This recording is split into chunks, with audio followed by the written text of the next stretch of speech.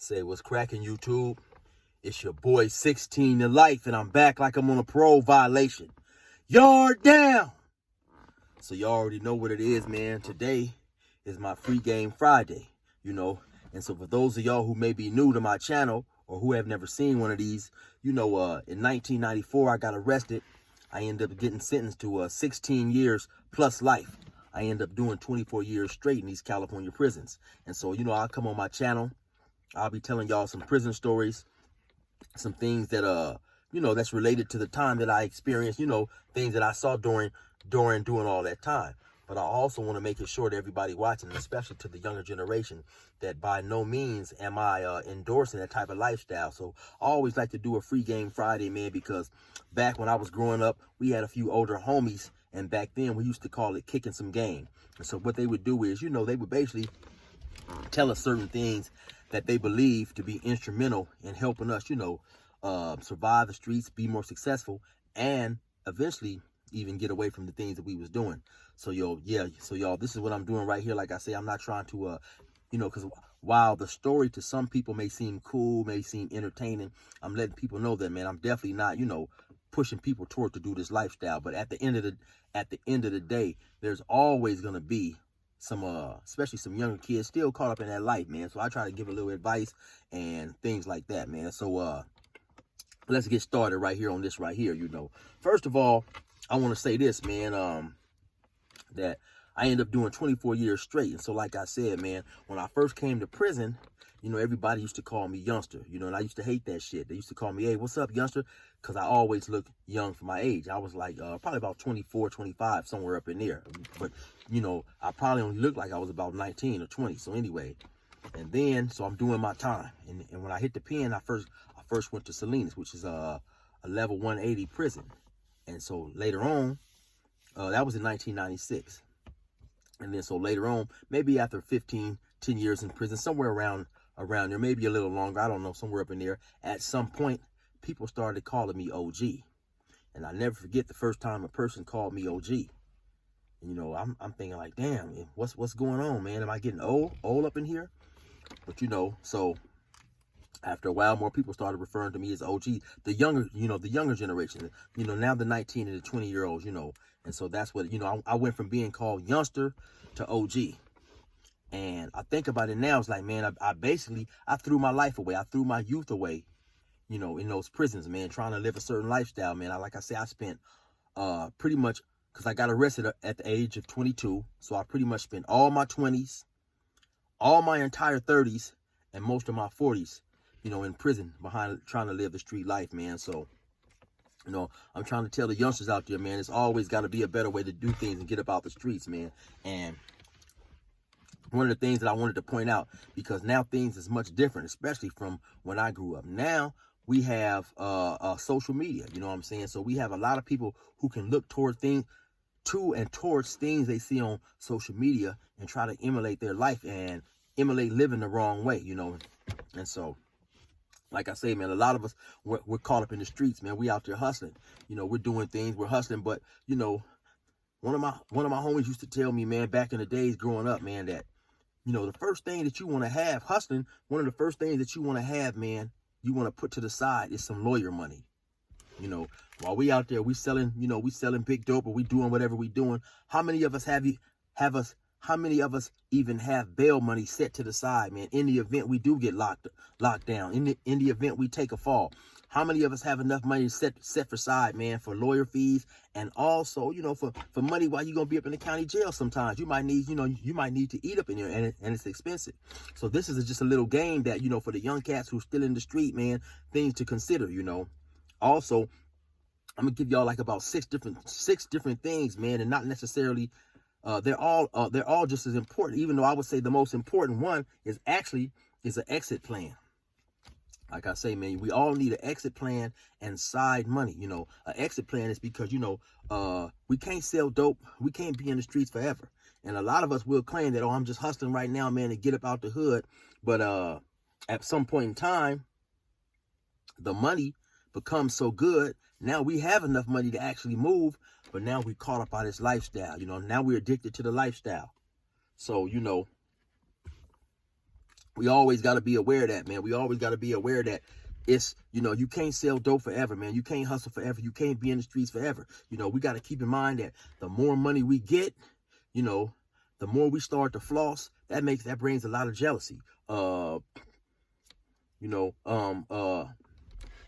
people see us flossing, man, and these new whips, these chains and all this type of stuff, you know, people begin to get envious, man. You may have a homeboy who lent you some money 5 years ago. He might have lent you $40. Now that you hustling, you got big bread, you doing good, you're pulling up in all these whips. Now he may feel that because he loaned you some money 5 years ago, he's entitled to a piece of what you're doing. You know, you got to put him on. And if you don't put him on, or you don't put him on in the manner which he feel he should be put on, sometimes jealousy develops, man. And then, you know, some of your homies or some dudes in the neighborhood, they start plotting and planning now. You know, they trying to take you down. They trying to jack you. They trying to set you up. It's just a whole bunch of different elements that go with this stuff, man. And that's why I'll keep going back to having an exit plan, man. It's so, you know, it's so crucial. You know what I'm saying? You're supposed to stack your bread, man. You're supposed to never floss.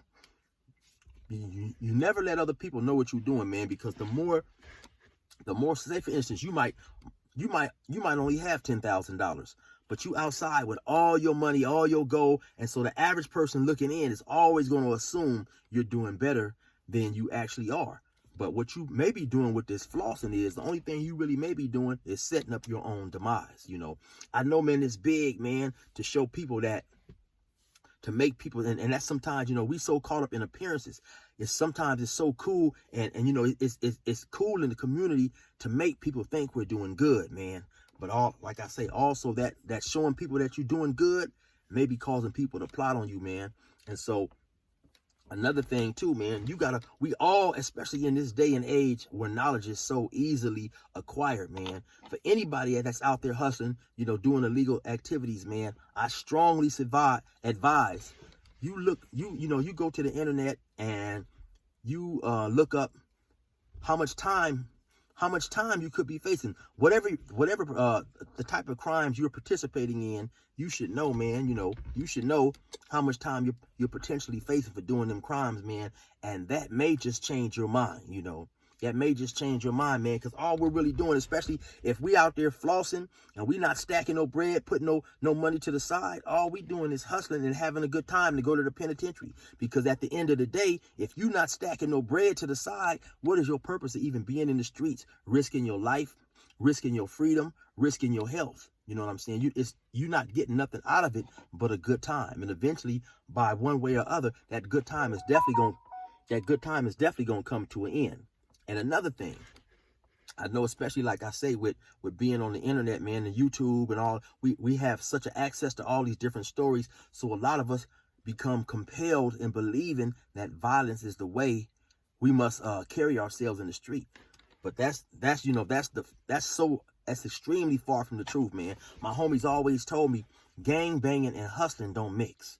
Violence and hustling don't mix, because what the violence is going to do, it's going to start bringing attention to you, man. Now you're going to be, not only you're going to be on the police's radar, you're also going to be on your enemy's radar, your ops radar, and you ain't going to be able to get to your bread now because you caught up in these beefs, man. You know, a lot of people think that selling a beef in the street through violence is the way to go. But if you're trying to get your bread, man, violence is the main thing that you want to stay away from, which also goes back to not flossing. You know, if you sitting around not looking like you having bread, people are going to ignore you for the most part. I remember I was out in Montana. I used to be out there hustling, man, selling dope. And I never forget there was these rosters out there. These dudes had long dreads and they sold big weed, man. But you would never know it unless you knew someone in their inner circle or you moved along their inner circle. No, I'd go to some of these dudes' house, man. My cousin was a roster, and these dudes would be outside working on cars, man, in they dirty jeans, dirty clothes and stuff. And you may not know, they may have 60, 70,000 in the back seat. You know what I'm saying? Walking around with 30, 40,000 all the time, but you would never tell because they didn't floss. They didn't have all on the gold, the jewelry, and all this type of stuff that's commonly associated with people selling drugs, man. So, you know, if you keep people out your business, you'll be better acquainted to handle your business, man. It'll be better for you to handle your business when you don't have people in your business. And you know, a lot of times too, now when you out there, and I know especially in this day and age, man, you know, that flossing, them cars, them chains, they bring a lot of women, they bring a lot of homies, dudes who want to be associated and want to be down with whatever you got going on, strictly because you doing good and you having money. But let me tell you straight up, man, them is the wrong type of people to have in your circle, because they're only there because of the materialistic stuff. And this is one thing you can definitely believe. The second all that money is gone and you going to jail, the women and them homies is out of there, man. You know what I'm saying? Or, you know, the second your funeral is over and they take off that rest in peace t-shirt, these dudes have forgot all about you for the most part, man. You know what I'm saying? So it's definitely, you definitely want to have people around you that's going to be there because you're the individual you are, not because of the bread or not because of the bag that you have, man. And so, like I say, when we flossing, it happens to pull people in who see these materialistic things, man, and they're trying to figure out how they can come up. Some of these women is trying to figure out how they can get their hair done, their nails done. They might be able to get them a nice little whip or whatever, you know what I'm saying? But them people aren't in your corner because of who you are, you know, and some of them people will even be willing to betray you, you know, thinking that they can get some more money about you. And so, with that being said, man, hopefully there'll be some of y'all out there, because a lot of cats get out there and they get at me, man, and they tell me they appreciate the game that I give them, man. They appreciate the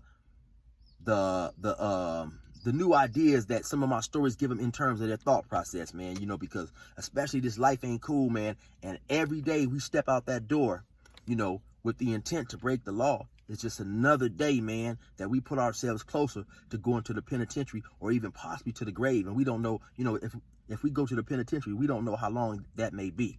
You know what I'm saying? So like I say, man, it's always best to do the right thing. That way you don't have to be looking over your shoulder. You don't have to be worried about, you know, your homie coming to get you or whatever. You know what I'm saying? It's always a better way to move than how we've been moving, man.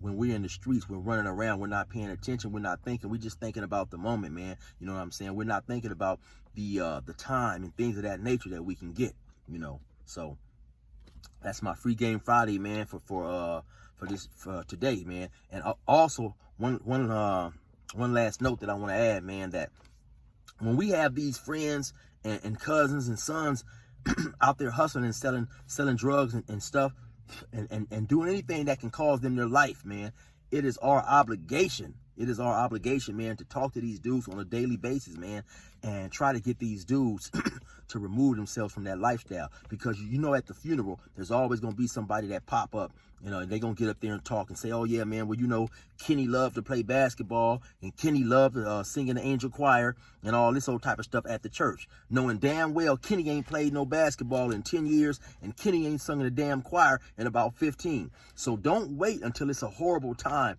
to get up there to try to paint a person in a great light, man. It's our job when we have these cousins and stuff, these brothers, these sons, and these illegal activities, to try to get to them now, man. Try to get to them now, pull them out of the game as best we can, man. Instead of telling them just be careful, be safe, homie. No, talk to them, man. You know what I'm saying?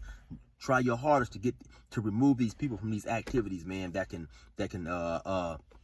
end their life or end their freedom. You know what I'm saying? So with that being said, y'all resume normal program.